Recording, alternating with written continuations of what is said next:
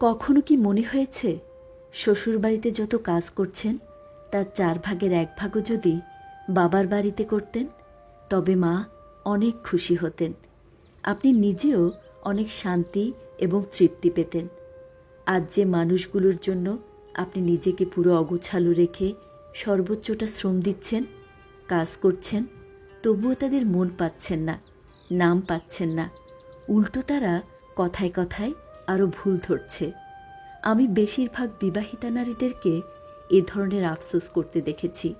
তাই অবিবাহিতা আপুদেরকে বলবো, এখন থেকে একটু বোঝা দরকার যে মা আপনাকে কষ্ট করে বড় করেছেন, যত্ন করেছেন, তার দুটি কাজে সাহায্য করলে কখনোই আপনার হাত পা ভেঙে যাবে না।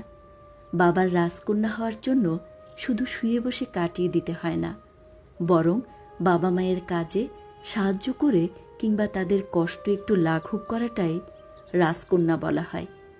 পরের মানুষকে আপনি পুরো পৃথিবী দিয়ে দিলেও তাদের মন ভরবে না, এটাই স্বাভাবিক। কিন্তু নিজের মায়ের কাজে একটু সাহায্য করে তাকে যে স্বস্তিটুকু দিবেন, এই শান্তি আপনি আর কোথাও পাবেন না। আপনার নিজেকে নিয়েও পরবর্তীতে আফসোস করতে হবে না।